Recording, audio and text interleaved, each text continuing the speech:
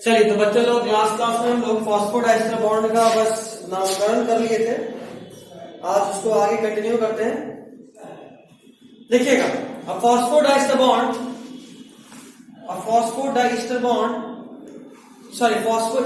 है, डाइस्टर नहीं, डाइस्टर तो बनेगा।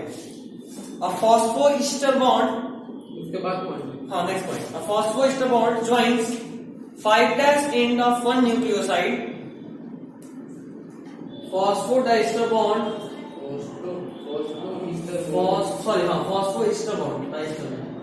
फॉस्फोईस्टर bond joins 5' end of one nucleoside.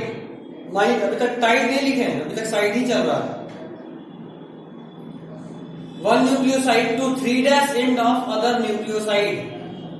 5' end of one nucleoside to 3' end of other nucleoside. 5' end of one nucleoside to 3' end of other nucleoside. Next point. Number of base pair. कितना base pair होगा किसी DNA में is equal to number of nucleotide. Number of base pair is equal to number of nucleotide. Nucleotide किसको बोलते हैं? 3.3 billion. अब भी उस पर नहीं आती। न्यूक्लियोटाइड बोलते हैं किसको है? बता दिए थे ना। शुगर प्लस, क्या बात है, रिवाइजर नहीं है।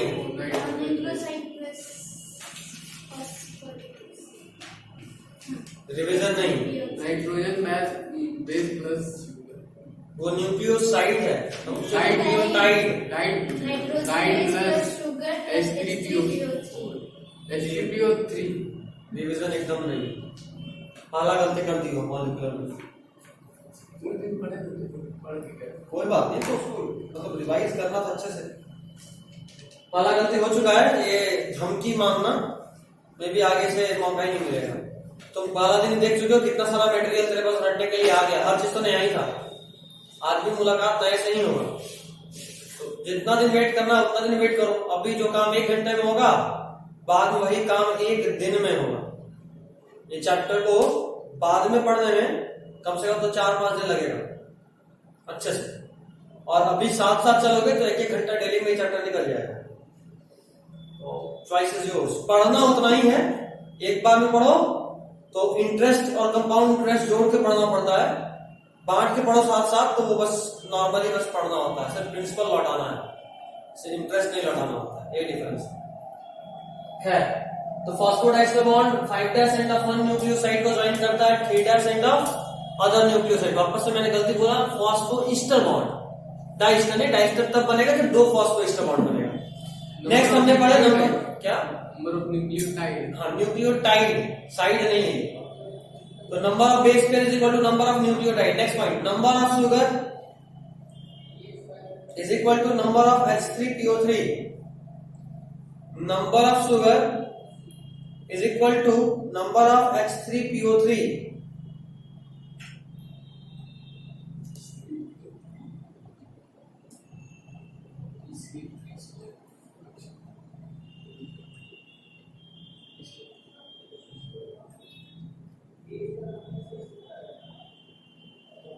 Number of sugar is equal to number of H3PO3.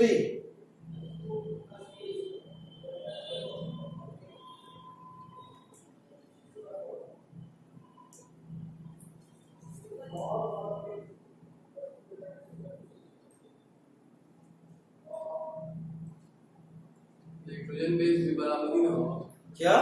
Nitrogen base sugar के, नाइट्रोजन बेस शुगर के, हाँ जितना न्यूक्लियोसाइड होगा उतना ही होगा। नेक्स्ट, नंबर ऑफ फॉस्फोईस्टर बॉन्ड या number of phosphodiester bond. Number of phosphodiester bond,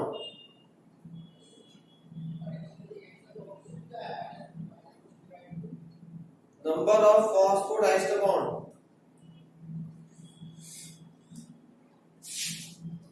number of phosphodiester bond लिखो, n-1 is equal to n-1 is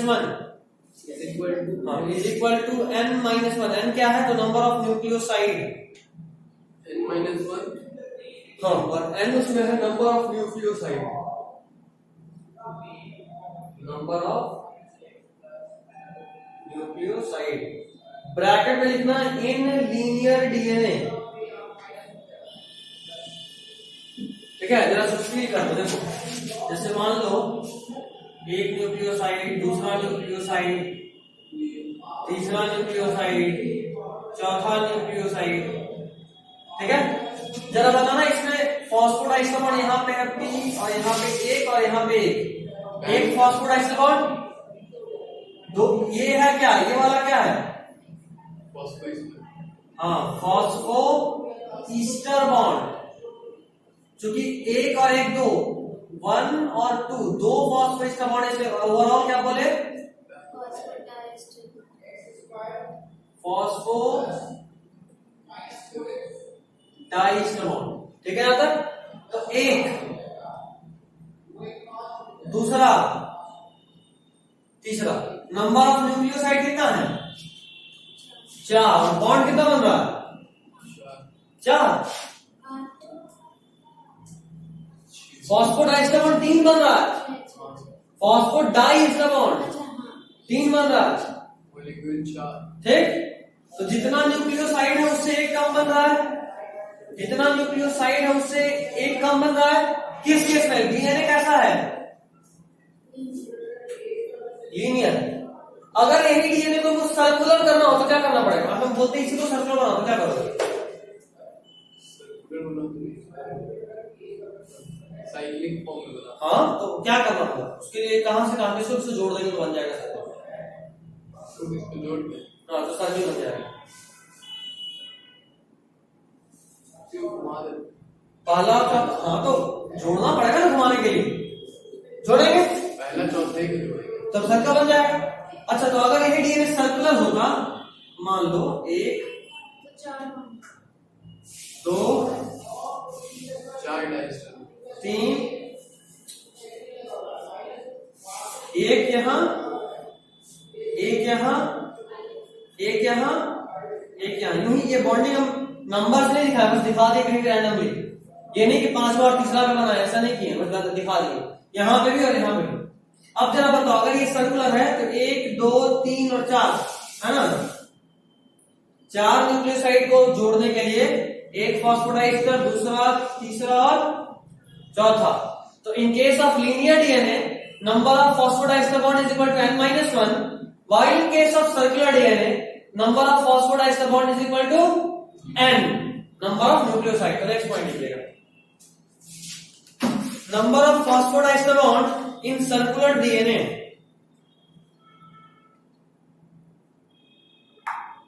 number of phosphodiester bond in circular DNA, number of phosphodiester bond in circular DNA is equal to number of nucleoside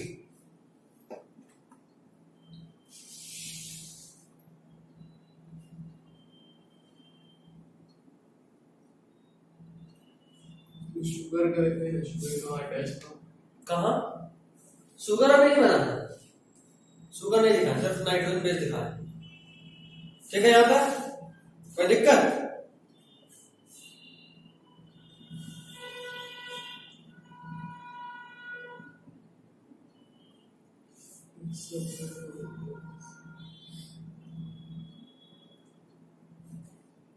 हो गया सबका? चलिए next point, the 2 polynucleotide chain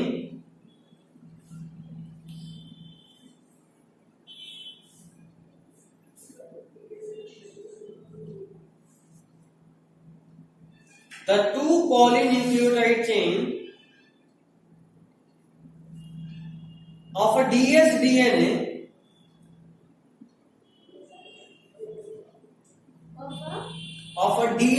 dsDNA मतलब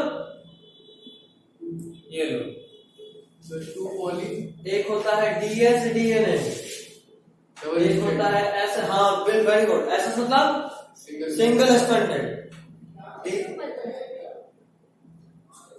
11th में आया था chapter 2 biological classification, virus में, plant virus में सिर्फ आरएनए होता है, dsDNA the two polynucleotide chain of a dsDNA is joined by polynucleotide. फिर से बोलूँगा the two polynucleotide chain of a dsDNA is joined by H bond. ये क्या था? Double strand. Double stranded.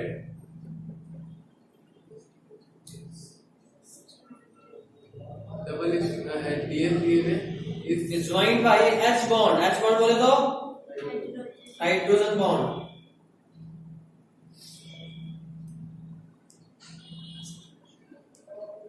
ठीक है,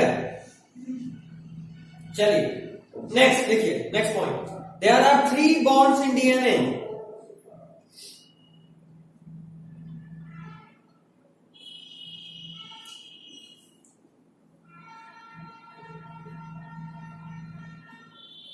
there are 3 bonds in DNA. पहला लिखो ग्लाइकोसिडिक बॉन्ड,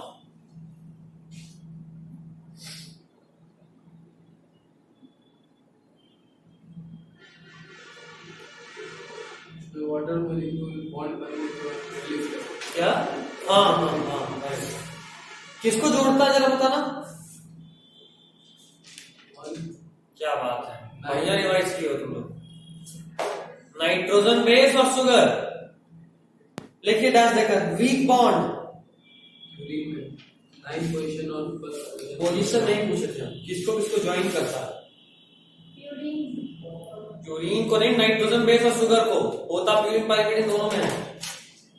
खैर चलिए लिखिए वीक बॉन्ड, एक बार रिवाइज कीजिएगा अच्छे से। ग्लाइकोसिडिक बॉन्ड हाँ, डैश देकर वीक बॉन्ड। पहले ही है। क्या मतलब डैश देखो वो दूसरा वीक बॉन्ड होता है। पहला ग्लाइकोसिडिक बॉन्ड, डैश देकर अच्छा ये weak bond.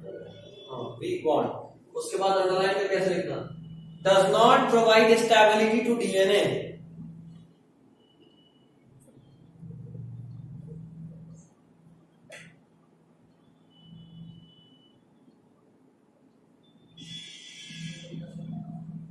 Stability to DNA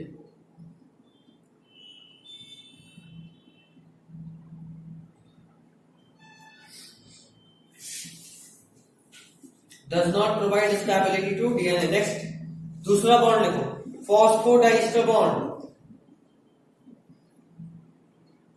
phosphodiester bond, phosphoester नहीं होता है। डाइस्टर।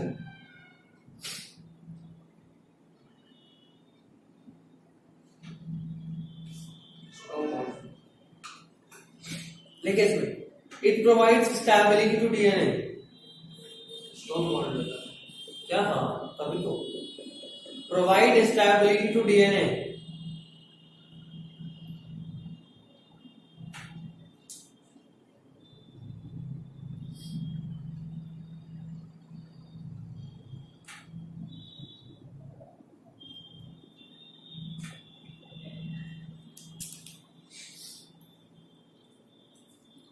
हो गया, provide stability to DNA. Next लिखो third H bond.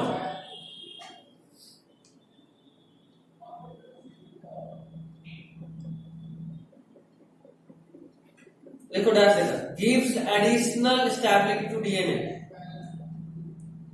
Gives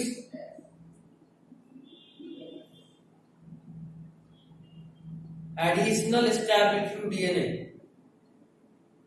gives additional stability to DNA। हो गया, नेक्स्ट पॉइंट एच बॉन्ड कौन सा होता है? Hydrogen bond. इंटर क्या बात है, एक ही मॉलिक्यूल में हो तो क्या बोलते हैं? Intra intra. और 2 मॉलिक्यूल में हो तो इंटर। तो एक यहाँ पे है और दूसरा वाला यहाँ। इसका अगर इससे जुड़ रहा है तो ये इंटर है कि इंट्रा है? इंटर है। 2 मॉलिक्यूल ना, एक मॉलिक्यूल दूसरे मॉलिक्यूल से जुड़ रहा है। ये सब पे सोचना ही नहीं है वैसे तो, बट सोच रहे हो तो अच्छे से सोचो, ये सब पूछना ही नहीं था। सिंपल सा क्वेश्चन करना है, आंसर भी सिंपल। नेक्स्ट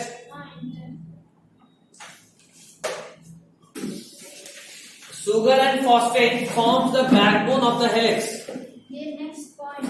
हाँ, sugar and phosphate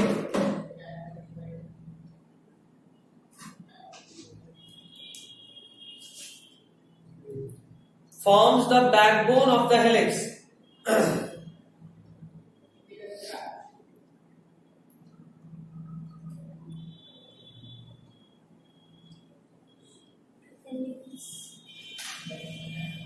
DNA helix shape में ना होता है। क्या? डीएनए का शेप ना है तो एक दो बताए हेलिक्स और एक और 11th में डीएनए वाला पार्ट पढ़ा ही नहीं। नहीं नाम आएगा डीएनए बायोमॉलिक्यूल्स में ना, बायोमॉलिक्यूल्स में पढ़ता हूँ बायोमॉलिक्यूल्स तो और कहाँ डीएनए पढ़ेगा? वो बैक्टीरिया वाले वो हेलिकल से वो दूसरा डीएनए, हम अपने डीएनए का बात कर रहे हैं तो बैक्टीरिया वायरस, वो बैक्टीरिया नहीं वायरस का डीएनए टीएमवी, वो सब हेलिकल मतलब स्प्रिंग शेप में, वो सब उधर इधर। तो क्या थे? Sugar and phosphate forms the backbone of the helix. Next point, double stranded DNA, double stranded DNA has two polynucleotide chain. Double stranded DNA has two polynucleotide chain with opposite polarity. With opposite polarity. With opposite polarity. Bracket में लिखो anti parallel in manner,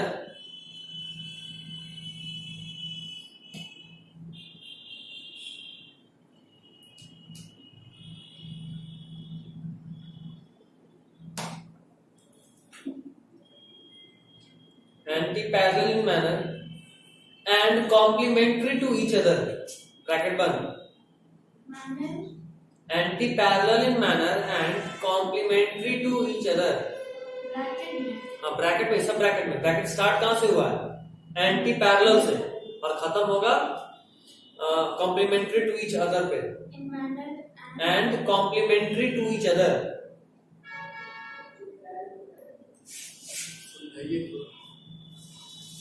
समझाना क्या है? वो बोल रहा है कि एंटी पैरेलल होता है। जैसे मान लो यहाँ पे 5' लिंक फ्री है, अगर एक डीएनए है और तुम समझ रहे हो कि हर जगह 5वां और तीसरा कार्बन जोड़ा लगातार, तो सबसे ऊपर वाले का 5वां और नीचे वाले का तीसरा, यही हो रहा है ना? यहाँ का 5वां यहाँ के तीसरे से जुड़ रहा, यही हो रहा है।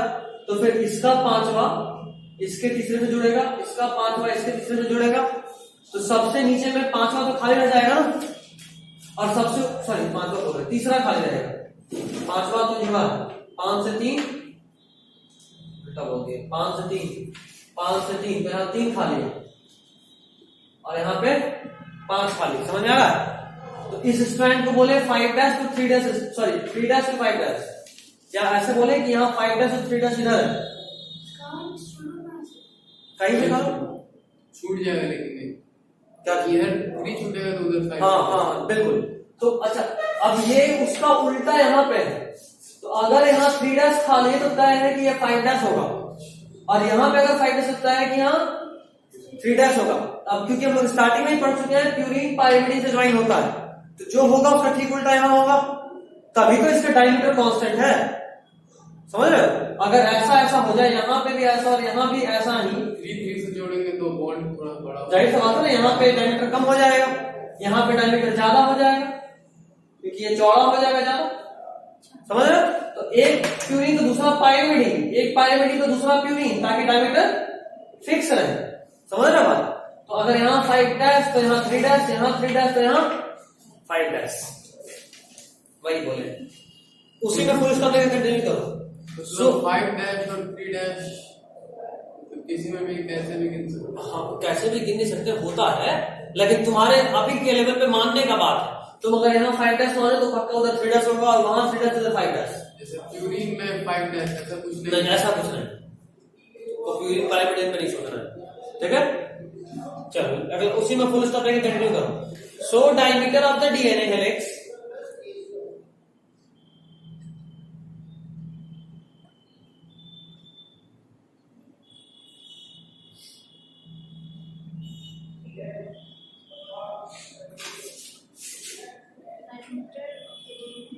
So diameter of the helix remains constant.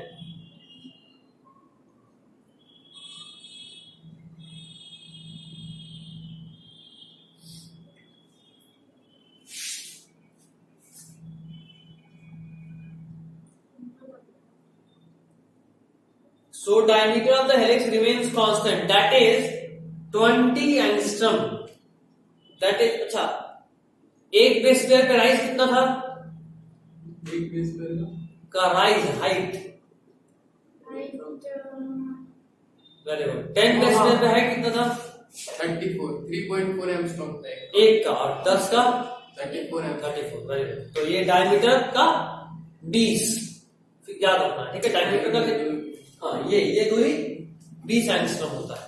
और वो एक का बंद कर दो या उसको हाई कूल पर ऑफ कर दो. रेड वाले के ठीक नीचे हाई कूल है ऑफ कर दो. लोग अमीर लोग हैं तो ठंडा ही दिन में भी एसी चलाते हैं.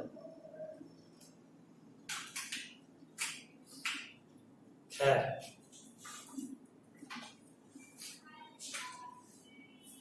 आगे वन पिच और one spiral that is 20 angstrom. उसके बाद नहीं उसी में दैट इज 20 एंगस्ट्रम. हाँ उसका नेक्स्ट पॉइंट वन पिच और वन हेलिक्स. वन पिच उसी को वन हेलिक्स बोलेंगे.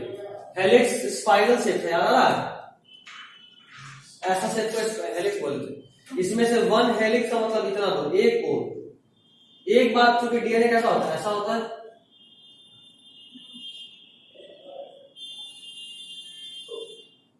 ये देखो जितने दूर में यहां से शुरू करो यहाँ पे ये डीएनए 360 डिग्री घूम गया. समझ रहे हो? वो डीएनए कैसे हो सकता है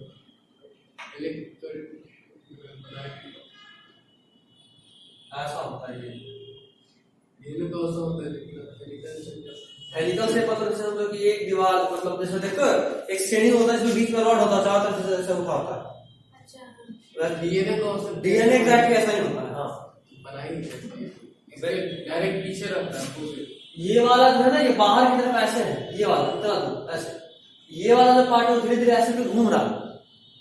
समझे? सीढ़ी की तरह. हाँ सीढ़ी की तरफ. फिर यहाँ क्या लगेगा फिर ऐसा हो चुका है. तो इतने दूर में वो 360 डिग्री घुमा. इसको बोले वन पिच या वन हेलिक्स.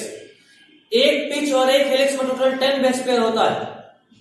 और एक 360 घूम गया तो डेफिनेशन है कि जितने दूरी में कोई डीएनए 360 घूम जाए उसको वन पिच या वन हेलिक्स बोलेंगे. वो जो घूमा वहां पे जो हाँ हाँ वहीं पे टर्न कंप्लीट हुआ. हाँ और उसके बीच का 10 उसमें 10 बेस पेयर. हमारे डीएनए की बात करें तो 4-5 तरह का डीएनए होता है. इसलिए अभी मत लिख लेना कि 10 होगा सब. ए डीएनए में 11 बेस पेयर होता है. बी में 10 होता है ऐसे करके. जेड में तो नहीं होता है. तो उतना नहीं है. तो तुमको ये याद रखना है कि जितने में 360 डिग्री कंप्लीट घूम जाए उसको बोलते हैं वन पिच या वन हेलिक्स. तो वन पिच और one spiral completes 360 degree angle. One pitch or one head. Spiral helix spiral का हेलिक्स तो ओवरऑल को बोलेंगे. वन पिच और one spiral completes 360 degree angle.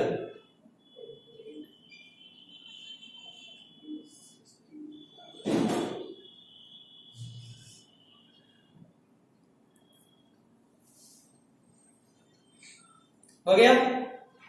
Next point in human 10 base pair completes one spiral. आपसे अगर as a whole पूछे कि एक डीएनए में कितना एक स्पाइरल में कितना होता है तो तुम 10 ही बोलना है क्योंकि तुमको जो पढ़ना है वो ह्यूमन वाला ही पढ़ना है.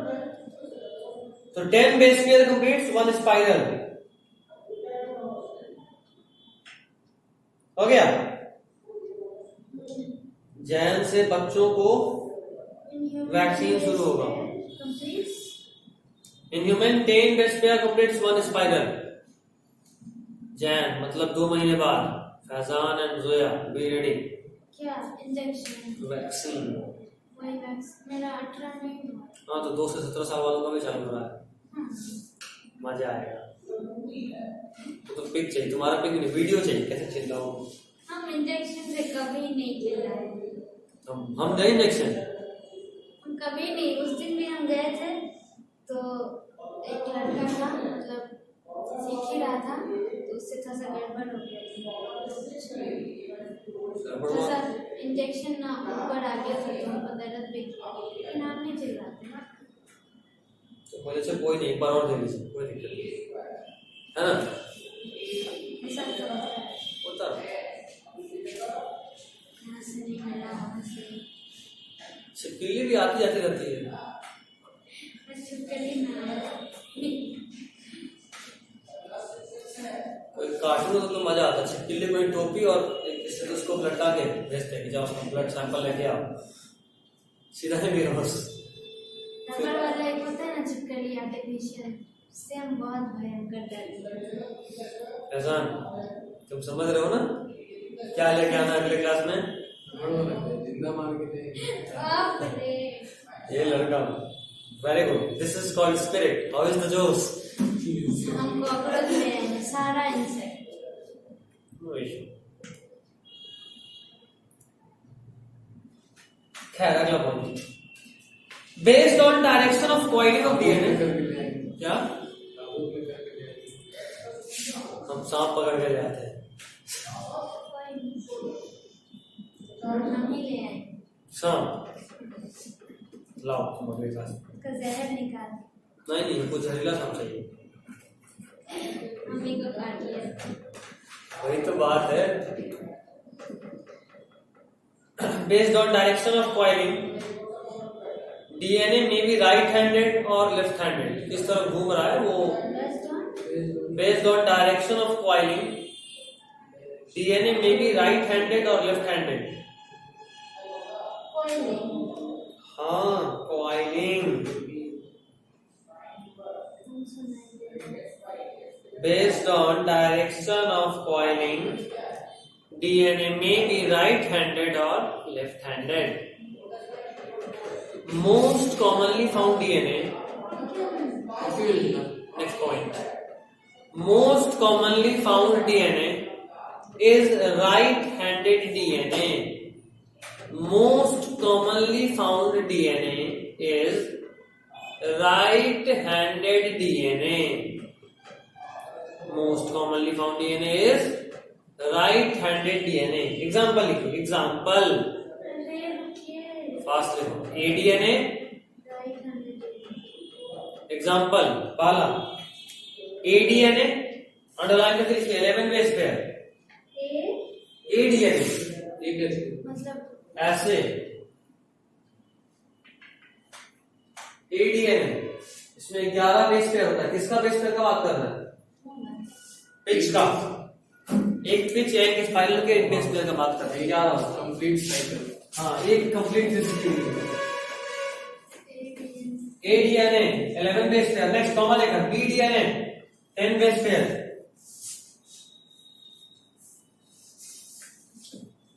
BDNA 10 base pair. Next CDNA 9 base pair. Next DDNA 8 base pair. 11 10 9 और 8 ABCD EFGH नहीं होता। Next point BDNA is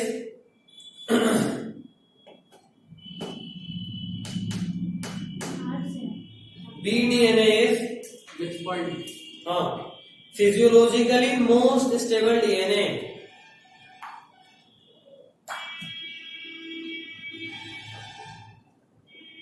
BDNA is physiologically most stable DNA.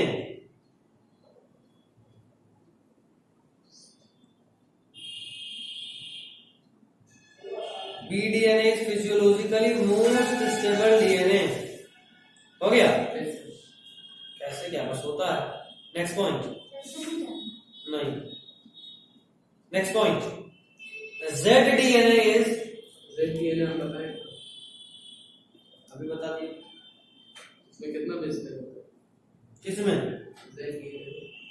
ZDNA अभी बता। वैसे तो ये नहीं जानना, छोड़ दो आप तो बस इतना लिखो। ZDNA is left handed DNA। वो सब राइट हैंडेड। हाँ बाकी सब राइट हैंडेड।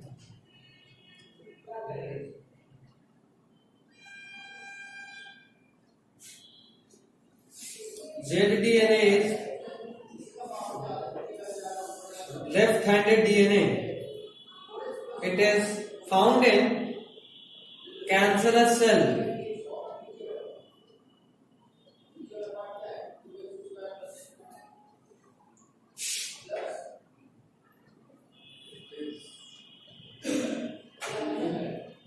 क्या? Found in Cancerous cell DNA. It is found in cancerous cell DNA.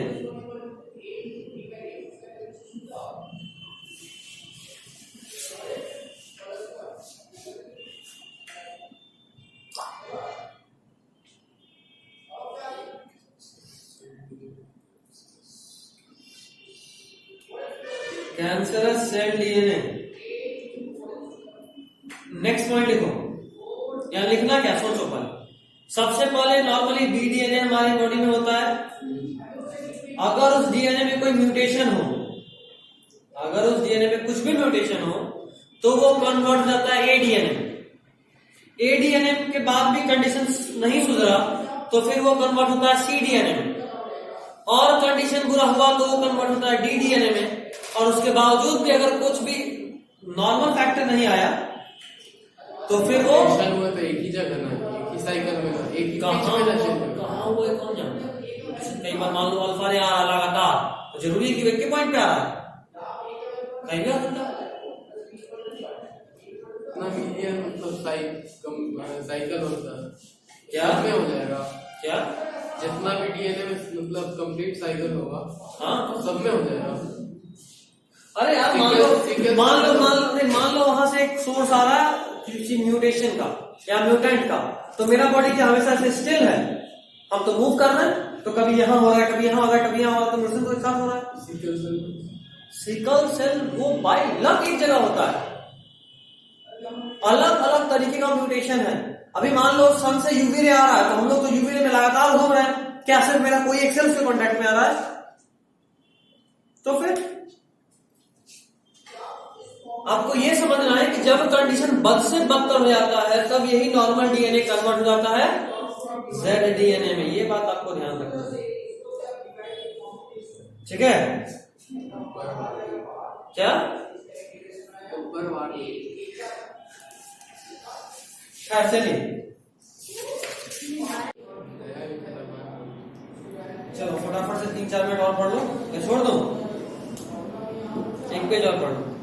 देखो स्ट्रक्चर ऑफ डीएनए पॉइंट है क्या? हाँ next point, structure of DNA was given by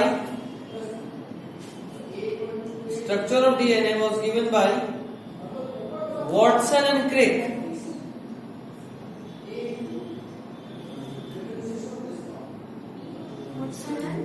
Crick, W-A-T-S-O-N, Watson, and C-R-I-C-K, Crick.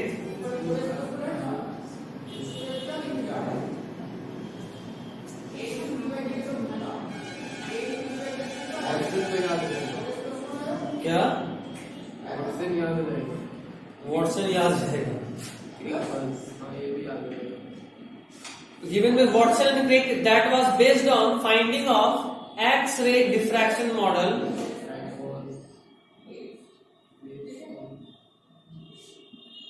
That was based on finding of X-ray diffraction model.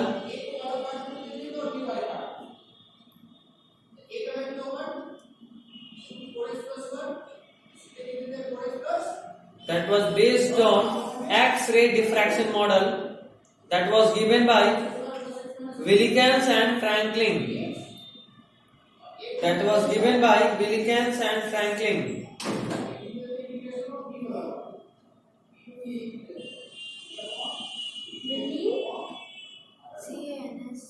क्या?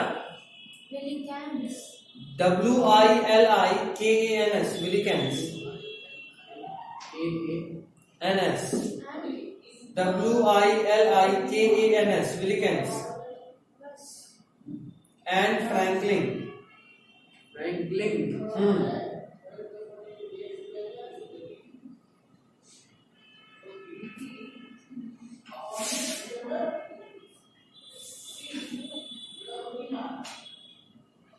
ठीक है। तो structure of DNA को दिए थे कौन? तो वॉटसन एंड क्रिक दिए थे, लेकिन उनका ये जो फाइंडिंग था वो किसमें बेस्ड था?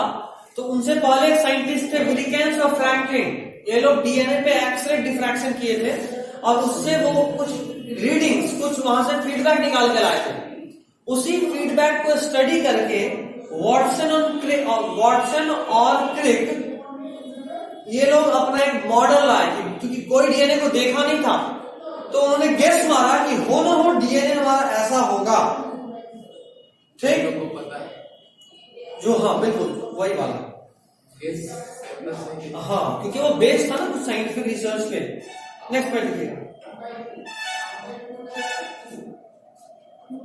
Irving Chargaff, ERWING, Erwin Chargaff proposed equivalency rule for DNA.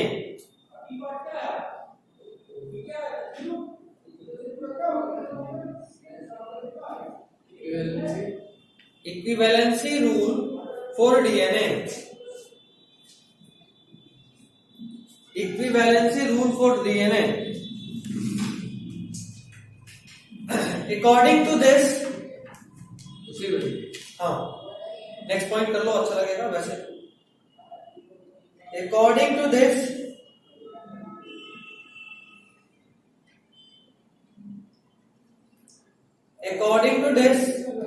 amount of purine is equal to amount of pyrimidine.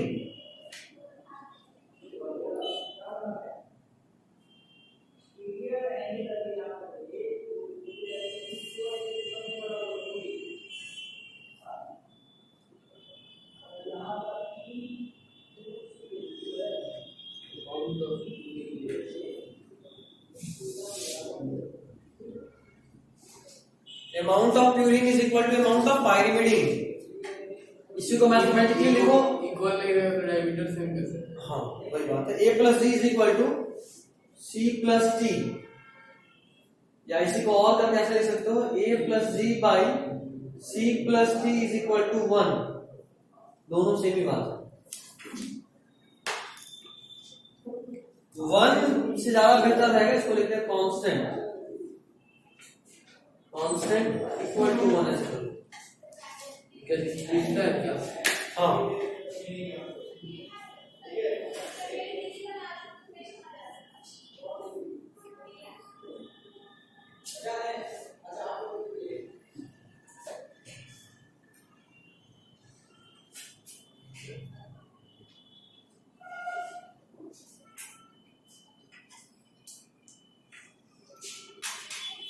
हो गया।